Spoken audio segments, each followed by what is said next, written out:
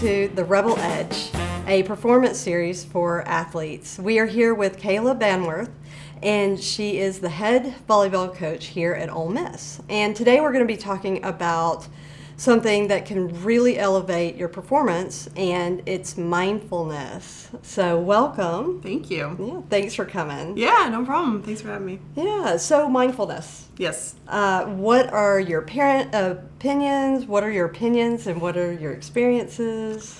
Yeah, opinions. To me, mindfulness is essential for athletes, and if you want to be elite, then conquering the mind and the mental aspect of it, and a big part of that is mindfulness, is so important. And as a player, it was vital, and as a coach now, it's vital. And I'm trying to continue to use that as a coach and instill that into my players. So super important. I love that we're getting to talk about this. Me too. Mm-hmm. So basically, mindfulness is about being in the present moment. Mm-hmm. And it's really hard to perform when you're not. Mm-hmm. But so many things take us out of that present moment, especially when we're trying to perform. So what are those things that you see athletes get taken out with?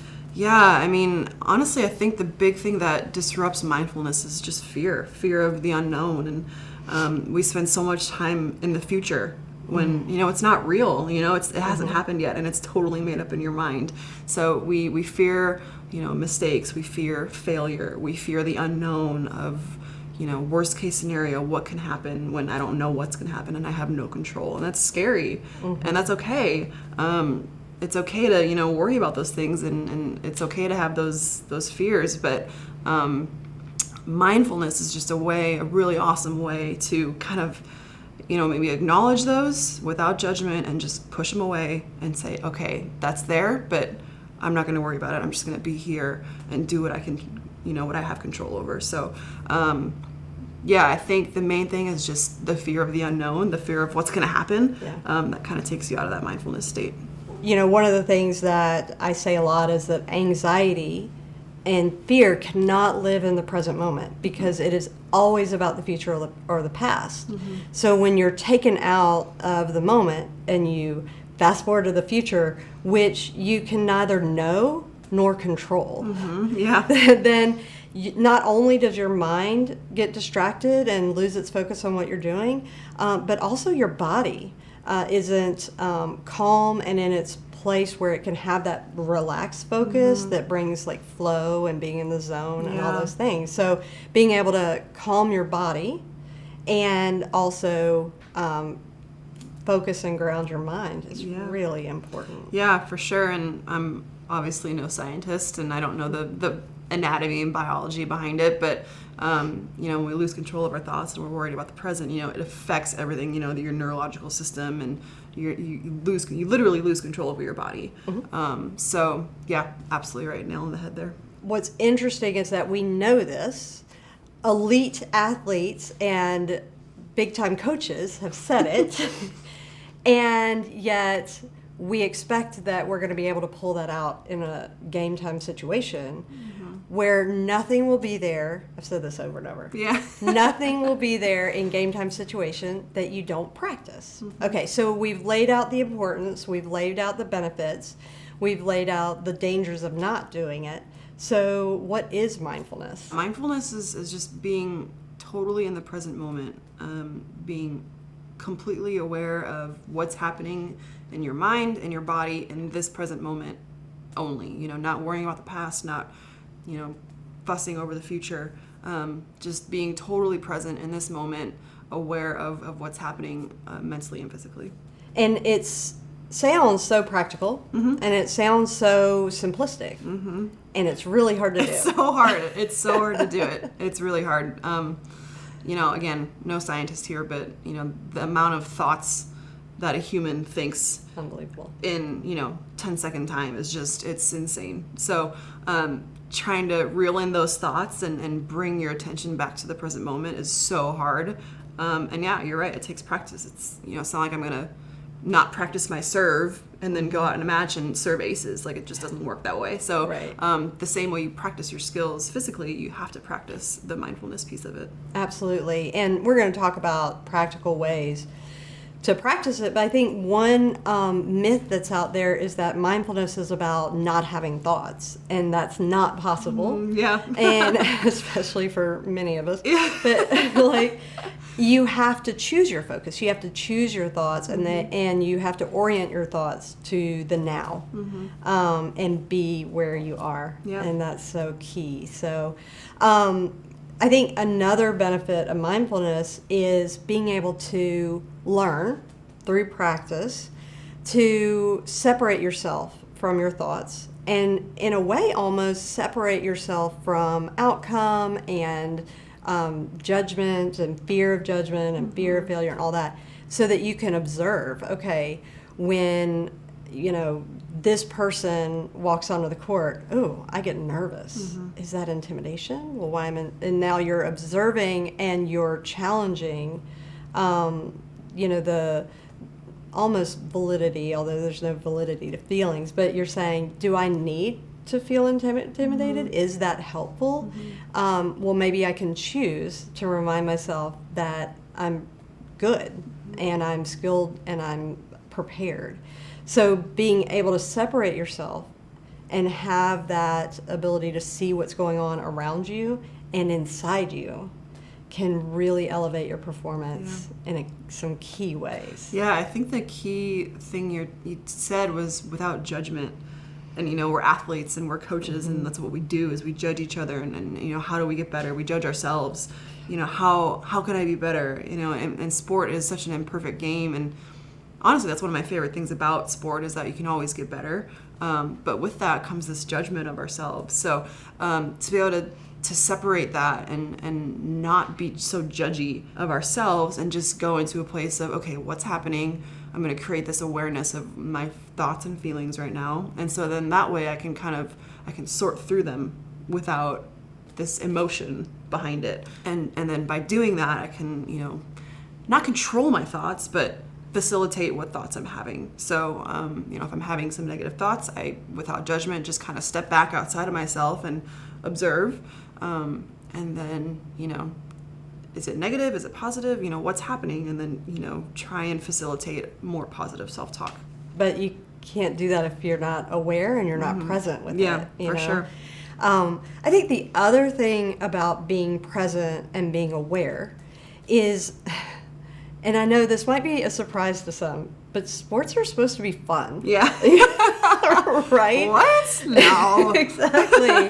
So, I think about you at the Olympics, and what a high pressure, high, like tippy top of the game, right? And what if you couldn't enjoy that because you were so fearful or so, worried or just not aware of what's going on? You want to be able to take in what's happening, and when you can infuse the joy that meets your passion, then your game is fire. Yeah, absolutely. And it's kind of funny that you mentioned that, because the first, couple matches at the Olympics, I was really struggling with like being in that space of fear. And, I trained 6 years for this, so better not blow it, Kayla. Just those kind of negative thoughts, I was kind of struggling with. But you're exactly right. Once I went back to that place of joy and in this place of just ease and just do what you love and have fun, definitely made it easier. And there's an acceptance piece that comes with it too. Like, okay, I feel fearful. I'm afraid of failing, or I'm afraid of losing. And then coming to an acceptance that you are going to lose at some point, or you are going to not execute in the way that you want. And when you can accept that and be with it, then those opportunities actually, those experiences offer opportunity for growth and learning. Yeah. Not fun. Yeah. But it's valuable. Yeah. Yeah, I think if you can lean into those opportunities to fail and make mistakes, I think that can be such a beautiful thing. I like the term fail faster. Like, just lean into it. You're going to make mistakes, and that's okay. But lean into that uncomfort or discomfort and lean into those mistakes. And it's just such a beautiful way to one, be vulnerable, and then two, just to get better faster. Absolutely. There are a lot of tools out there that can really provide some support in learning those skills. And there's professionals that can help too, but a lot of people like to do it kind of on the DL in their bedroom, with the app or whatever, and that's fine. Yeah. So one quick exercise that I like that we can do right now is just to take a deep breath, hold for 2, and release all the air you can comfortably exhale, and one more time just because it feels good.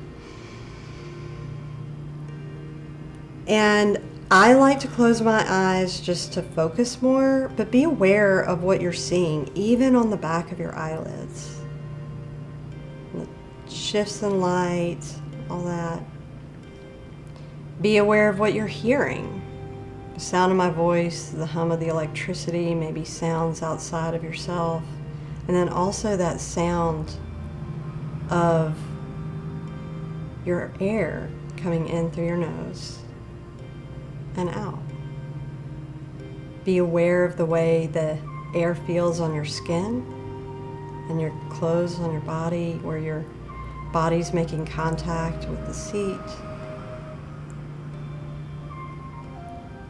Be aware of any smells or any tastes. And then just quickly, where's your emotional state? What emotions are rocking around? Are you feeling neutral? And whatever comes up is fine. Just acknowledge it and accept it. Take a breath in and out and allow your eyes to open. So just use, that was really quick. So too. quick, but really powerful. It really is. So just being aware of where you are and what you're experiencing. I like using the 5 senses and then the 6th just kind of emotional check-in, because I need a list to stay on task. Yeah. And that can be really helpful. But the key is to practice it. And another quick way to practice is just, if you're walking through the grove, are you looking at your phone? Are you chatting with somebody? Or are you checking out what the squirrels are doing? You know? And that is actually being present. That is being mindful. There's some really interesting, slightly alarming research around the impact of having your phone on, even when you're doing things or when you're trying to be present. Even if it is on, but in your backpack where you can't access it, it still provides a distraction, which is really interesting because it's unconscious. That's a little bit terrifying. It is. So as much as, if you can take a walk for 3 minutes outside and leave your phone inside, I've been really surprised at how that feels different. And then if you could, I know this takes bravery, but if you could turn your phone off. Ooh, dun dun dun. Power it down. It just feels different, and it opens that door just a little bit wider to the present moment. Yeah, and I think the one stigma behind mindfulness and being in the present moment is, people think that maybe, I have to sit down for an hour and meditate. It doesn't. It takes minutes of practice. And when I started meditating as an athlete, I would just do 5 minutes a day. Yeah. And that was hard, but that's all that was my practice for the day. And you can build your way up, but it doesn't take long. No. And here's another key benefit to it. So the more focused and present you can be in a game, the better your performance, obviously. So the practice is not about, I'm going to set my timer for 5 minutes and I'm going to focus for 5 minutes. And every time my mind wanders, I'm like, oh crap, I wonder. It's not that. That's actually the rep. That's the muscle you're trying to build.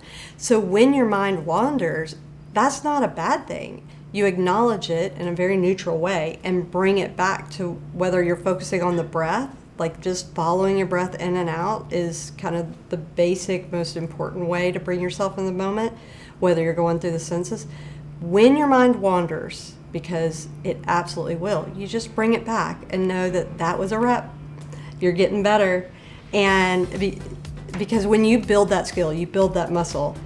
In a match, something happens that was unexpected, or some heckler yells something bizarre, or your coach gives a look and you're you can bring it back so much more quickly because you practiced. Exactly. Yeah. Yep, for sure. So those are some really practical tips for practicing just in short spurts every day, mindfulness, to get better at being present and focusing. And that's going to be such an elevation to your performance. It'll give you that edge, and that edge we call the rebel edge.